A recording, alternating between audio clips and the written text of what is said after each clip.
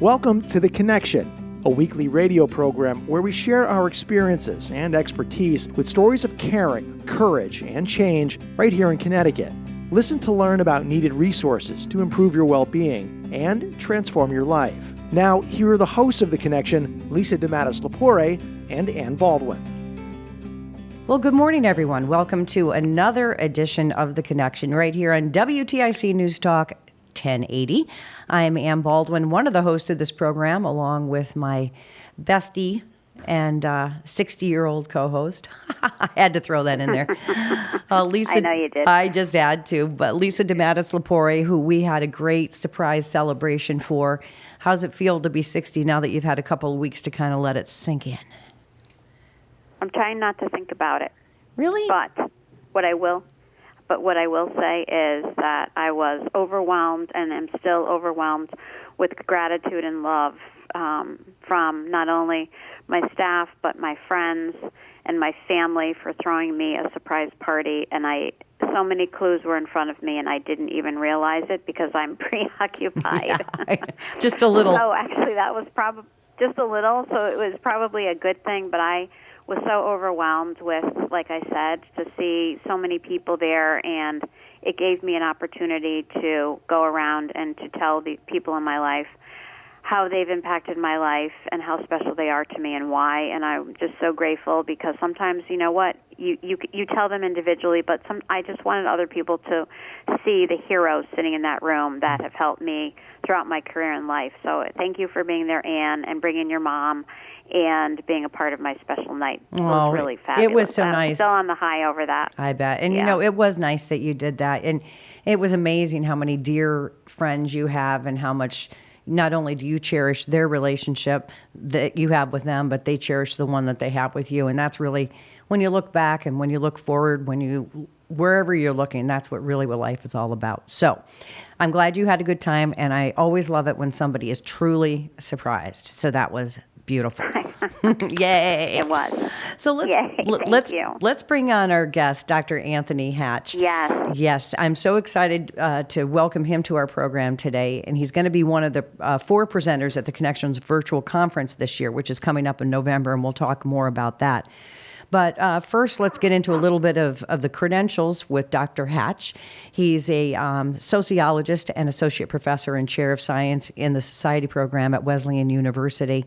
And there he works closely with the African American Studies, Environmental Studies, and Sociology, and also involved with the Center for Prison Education at the Sustainability and Environmental Justice Initiative. So we could go on and on and on and on where you began your career, but we've got so many great things we want to talk about. Dr. Hatch, thank you so much for being on the program. Welcome to our show. Thank you so very much, and happy belated birthday to you as well. Thank you. So we are so excited to have someone like yourself at our conference, which is going to be held November 10th, and it's obviously going to be virtual because of the world that we're living in. So Dr. Hatch is one of our 4 presenters, and our conference this year is titled Moving Upstream and delivered as a 4-part lecture series. The conference will focus on the social determinants of health, the way we live, learn, work, and play, and the role that inequities due to social justice factors play. And so what I'd like for you to do, Dr. Hatch, is let's tell the folks out there a little bit about your amazing history. So I am a professor at Wesleyan in the Science and Society program, which is an interdisciplinary major at Wesleyan where we study science, medicine, and technology as the things we study. So people in sociology and anthropology and philosophy and history, all these different disciplines study the sciences, medicine, and technologies systematically and think about them as social, historical, and political things and institutions. So here at Wesleyan, I've been able to really continue and develop new lines of work on health and health disparities that I've been doing for a long time. So I've been here in Connecticut since 2015. My family and I moved here from Atlanta. where I had been a professor of sociology at Georgia State for many years. I was originally from Atlanta, and I actually got involved in health research there as an undergraduate student. I was a college student in New Hampshire, but I would go back home, and my family fell on hard times in my sophomore year. And I've written about this. We were evicted from our house in my sophomore year, and really hit a hard bump. And in that space and time, I went back to Atlanta and kind of took some time off from college, and got this kind of happenstance opportunity to work at the Rollins School of Public Health at Emory University in Atlanta, and got working in the context of in research on this drug use prevention study in public housing. We were it was a after school youth program and a summer enrichment program designed to help these kids not drink and use drugs and get into trouble. And so I was just from 20 years old was just kind of fixated on questions of health and well-being, and very much loved being out in the community, out in the streets as a health educator. And then I returned to that work after college. I went to Dartmouth and studied philosophy there and sociology and African American studies. And so worked for a couple of years in public health research, community-based research in Atlanta on HIV/AIDS education, substance use work. We did a lot of work with transient populations who were using drugs, different qualitative research projects. So I was just kind of knee-deep in the public health world. And, to make a really long story short, really wanted to understand the kind of broader social forces that were shaping what we were seeing in the streets, right? We couldn't change the circumstances of the young people's lives to the extent that we really needed to impact their health. I felt like we were nipping around the edges at times. Mm-hmm. And so I just really wanted to understand that. So I left the public health world and went to study sociology. And so, my work has been really focused on, telling counter stories, counter narratives, right? Using sociology, science studies, critical theory to illuminate, aspects of health and medicine that are taken for granted, that are directly linked to inequality, and that illuminate those problems in ways that give us options for solving them. So that's where my work has been, and my visit to the Connection next month will be focused on kind of raising some of those questions. Can we get to health equity with the tools we have? Can we how do we do that? How do we partner together in ways that are going to be truly effective for most people? So that's really where my passion is, and where my research has been, and also where my teaching is here at Wesleyan. So, Dr. Hatch, let me ask you, what for the conference and even for our audience here this morning, what is kind of your overarching, thought-provoking conversation starter? What should we be thinking about with all of your education and all the different areas in which you've studied? What is it that we should think about? If we focus in on health inequality, right, and just the raw difference in life chances across the U.S., across Connecticut, across the world, right, that some people are living long, rich lives, relatively free of disease and disablement, and others are not. How do we confront that? I think that I don't think we've really come to terms with the radical transformation of our social world that's necessary to see that day come to pass, right? I think that, I don't think we've really come to terms with that. Fundamental to our economy, fundamental to our governments and their role in shaping our lives. These are big questions about the big institutions in our society, including science. My research is focused on science and medicine, and how medicine, participates in, subordination, how it perpetuates ideas that are unequal and ideas that are, say, racist or problematic otherwise. And so I just don't think we've really come to terms with that. So I don't think we're really ready to confront the kind of changes needed to get to health equity. And I'm willing to talk to anybody that wants to talk about that, because I just don't see the ideas on the table right now to get us there. Right? There's a fundamental disconnect between people who are doing community-based health work in people's lives, close, intimate work. The scholars like me who are doing this work, writing about these ideas, and the policymakers, people in the corporate world. We're all operating at cross purposes, and it's hurting people's lives. I've got a loved one who's been in the hospital for a long time, and pretty good job, middle class, health insurance.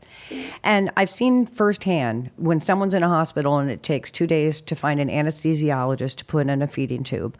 I've seen a feeding tube then finally put in. I go back 3 days later and nobody's put any food in the tube. Oh my God. to sit there and have to advocate, and one of the physicians walked in and started talking about how attitude is half the battle, and you got to be positive. And I said, we'll talk about attitude when we talk about, first of all, getting some food in the damn tube, and what about the heart meds that haven't been, so there's just, like you said, I think it's just across the board. I mean, are we ever going to move the needle on this? And I guess my point is, I've often said, because I've got a sister who's got health issues and doesn't have a pot to what in. And then I see people that got great jobs and great insurance, and obviously they're better off. But you're better off having nothing or everything, because it's the people in the middle, I think, that are really getting sucked into the system and left behind. Right. I mean, the suffering. I mean, the suffering that the social system that we created for ourselves, that we perpetuate for ourselves, the suffering that system generates is unnecessary. For the people at the bottom of the well, for the people in the middle, the working class folk. My parents just barely retired in their 70s. Working class people who work for their entire lives with their hands, right? It's health insurance, sometimes not. Government health insurance, sometimes not, right? There's just inadequate care. It's not even really care. The data about the pandemic spread is not enough to save us. Right, it's not enough to know how that suffering is distributed. We have to. There has to be some kind of political and economic and social, cultural.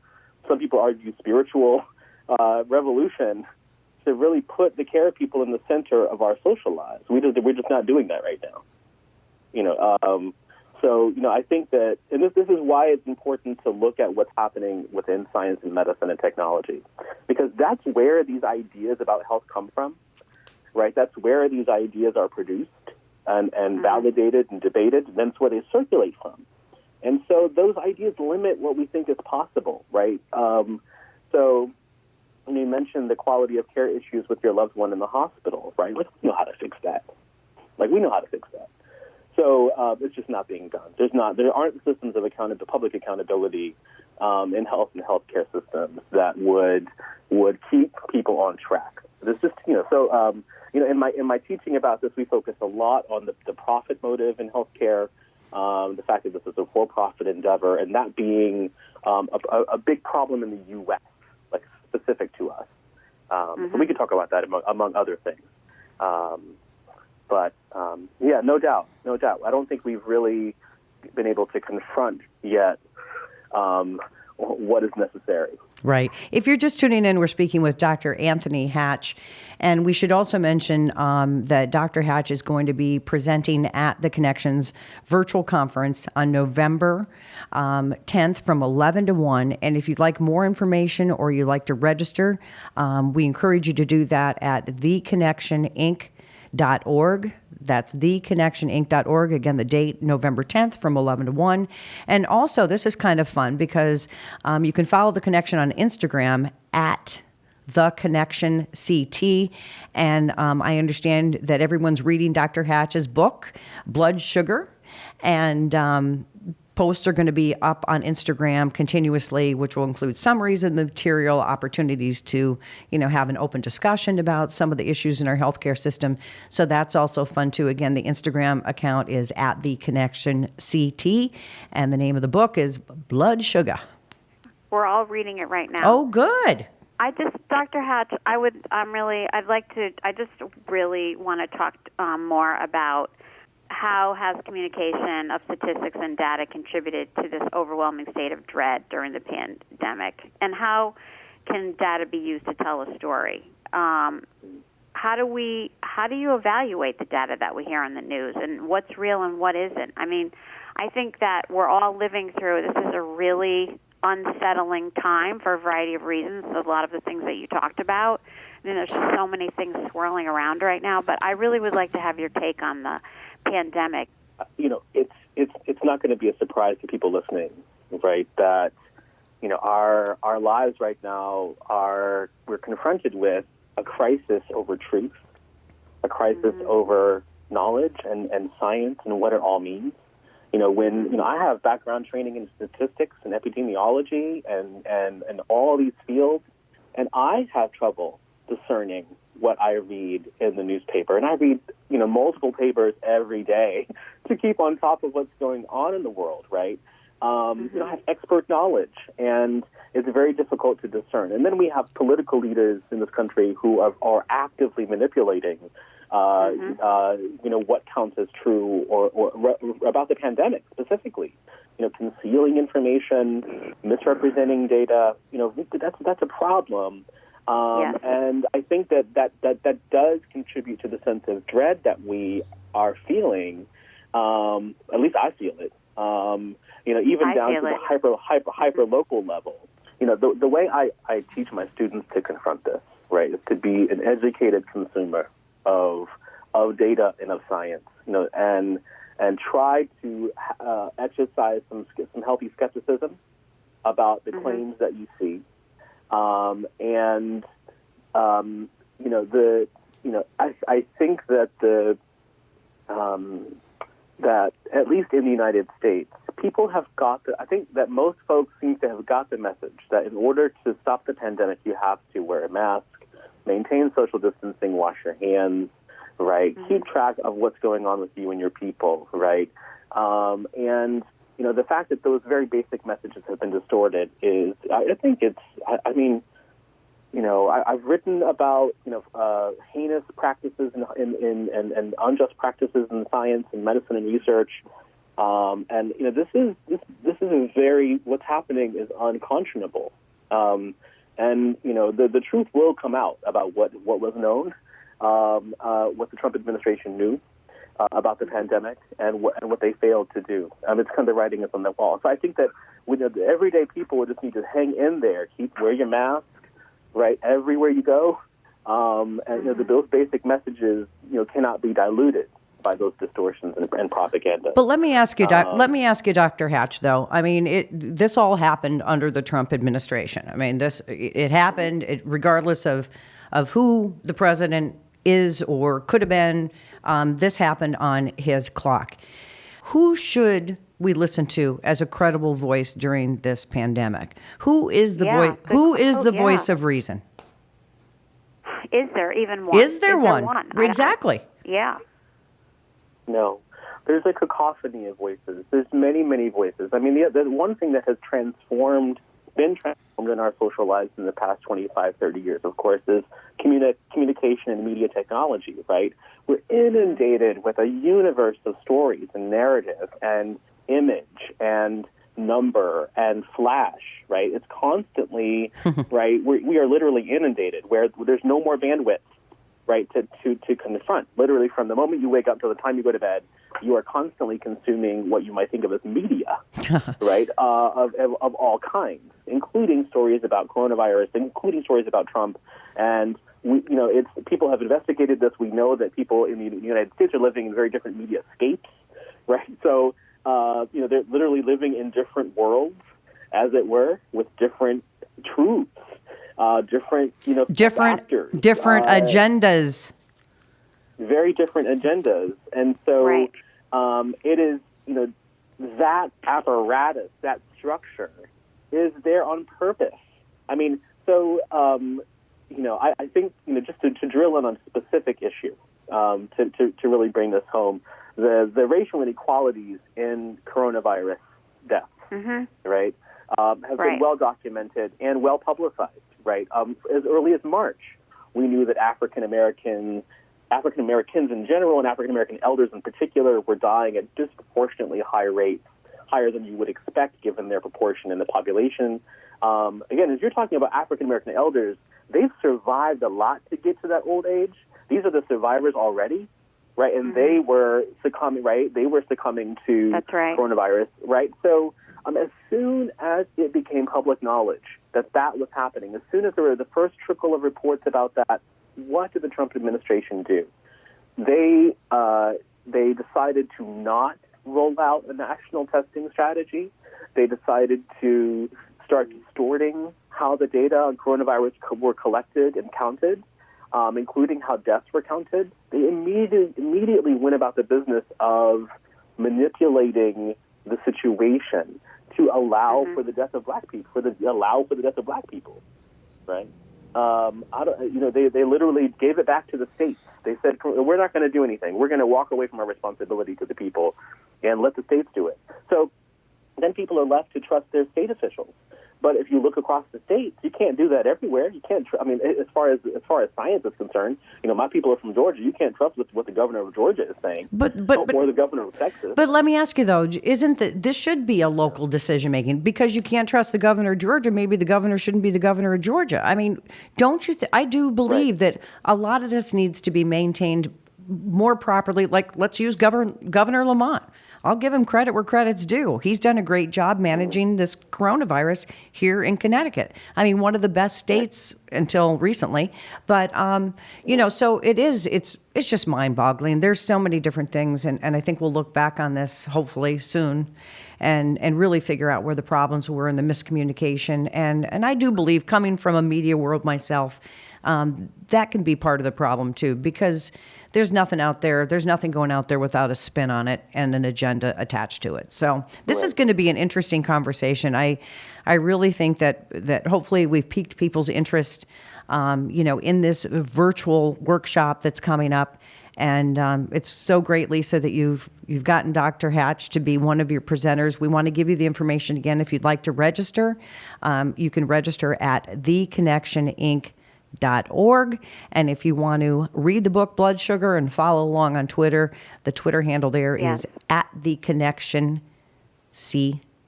Lisa, how far along are you in the book? Honestly?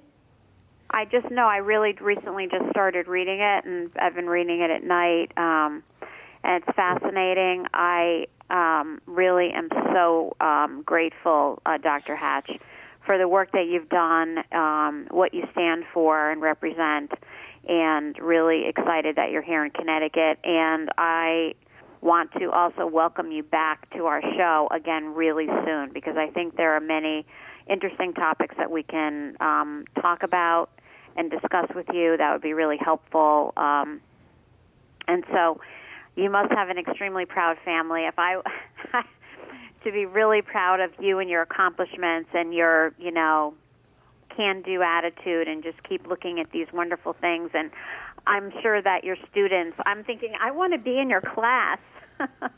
You should come. I should say you should come and join. You should come and join in. Oh, please. I would love that. That would be so fantastic. I'm just so grateful for you, and thank you for all the work that you're doing, and especially excited and that you'll be part of our conference. This is wonderful. Thank you. Dr. Anthony Hatch, again, who is a sociologist and associate professor and chair of science and society program at Wesleyan University. Thank you again for this thought-provoking conversation. And thank you both so much. It's been a pleasure to join you, and I look forward to joining you in the future. All right. And thank you all for tuning into this edition of The Connection right here on WTIC News Talk 1080.